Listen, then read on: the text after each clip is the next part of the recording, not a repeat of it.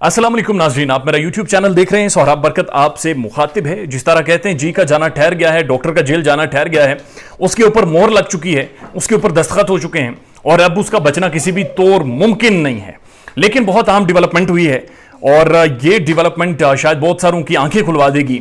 कराची के अंदर एहतजाज हुआ है, बहुत ही शदीद एहतजाज हुआ है और ये पढ़ी लिखी मिडिल क्लास जो हमें सोशल मीडिया पर फॉलो कर रही थी, जो वीडियोस देखकर नीचे कमेंट कर रही थी, ये अब सड़कों पर निकल आई है और इन्होंने 100 मोटर नोटिस ले लिया है। 100 मोटर नोटिस का मतलब यह है कि इन्होंने मामलात सारे अपने हाथ में ले लिए हैं। उसकी वजह यह है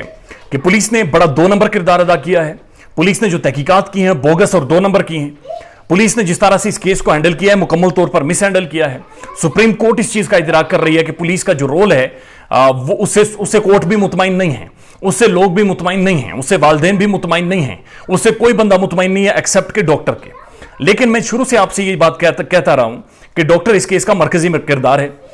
और डॉक्टर का इंटरव्यूज में ना बोलना, दुआ ज़ारा से बार बार बुलवाना, ये अभी तक समझ नहीं आ रही थी कि इसका क्या रीज़न था।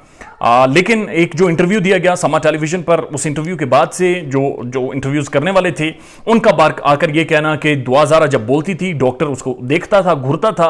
खामोश हो जाती थी, अपनी लाइन चेंज कर देती थी, अपनी बात चेंज कर देती थी और दुआ ज़ारा की बातों से उन्हें अंदाजा हुआ कि बच्ची 13 से 14 साल की है, जबकि जो डॉक्टर है उसके बारे में बताया जा रहा है कम उम्र लग रहा है लेकिन कोई 25-26 साल का है, यानी कि मेंटली भी और हर तरह से काफ़ी तगड़ा जवान है ये बंदा। और ये भी कहा जा रहा है कि ये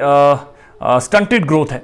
स्टंटेड ग्रोथ का मतलब ये है कि बचपन में रोटी शोटी शायद ठीक से नहीं मिली, इस वजह से जो मामलात हैं, जो बॉडी स्ट्रक्चर है वो ठीक से नहीं बढ़ सका। लेकिन इनकी उम्र ज़्यादा है, मैच्योरिटी लेवल बहुत ज़्यादा है, अंडरस्टैंडिंग का लेवल बहुत ज़्यादा है और शायद यही वजह थी।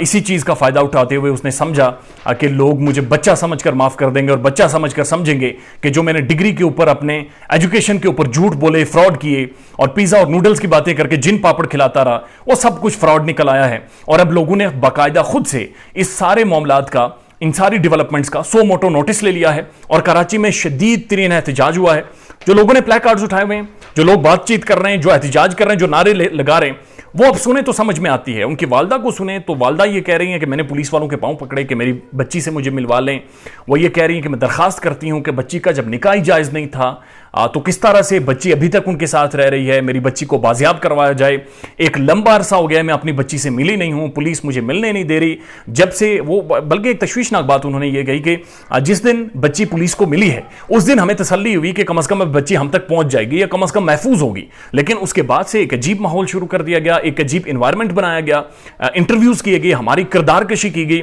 प्लांटेड यूट्यूबर्स को बिठाकर हमारी फैमिली के खिलाफ बातें करके हमें ज़हनी टॉर्चर किया गया ताकि हम केस के ऊपर फोकस ना कर सकें। हमें ज़हनी तौर पर और हमारी सारी फैमिलीज को, हमारे रिश्तेदारों को इस सारे केस में लाकर घसीटा गया, उनकी किरदार कशियां की गई ताकि हम इस केस पर फोकस ना कर सकें। और उसके बावजूद इस सारे माहौल में हम सुप्रीम कोर्ट गए और कोर्ट ने नोटिस लेते हुए कहा कि ये जो मेडिकल बोर्ड है वो भी रिपोर्ट दे और बाकी सारे भी रिपोर्ट दें, और रिपोर्टें आ चुकी हैं, बच्ची कम उम्र निकल आई है लेकिन उसके बावजूद उसके पास है और वो बच्ची आज भी अपने वालिदैन के पास नहीं है। उसके बाद एक नैरेटिव खुदकुशी वाला जो मनाने की कोशिश की गई है, ये अगेन वालिदैन के ऊपर प्रेशर डालने की कोशिश की गई है, शायद इमोशनल होकर, शायद जज्बाती होकर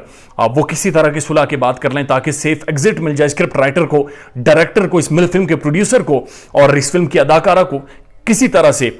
वालिदैन को प्रेशर में लाकर एक जिरगा बिठाकर, एक पंचायत बिठाकर बातचीत करवाकर उन्हें सेफ एग्जिट दे दिया जाए। लेकिन यह बात आप समझिए कि जो आज लोग कराची की सड़कों पर एहतजाज कर रहे हैं, जो सोशल मीडिया पर आप लोगों को देख रहे हैं, फॉलो कर रहे हैं, इन सब ने 100 मोटर नोटिस ले रखा है और चाहे कुछ भी हो जाए ये उसके वारिस हैं, ये पीछा करेंगे और ये उस वक्त तक पीछा करेंगे जब तक डॉक्टर तकरीबन 15 साल तक अपनी मेडिकल की स्टडी जाकर international university of Adiala jail में जाकर पूरी नहीं करता, तब तक ये अवाम बाकायदा उसका पीछा करती रहेगी। ख्याल रखिएगा अपना। अल्लाह हाफिज़।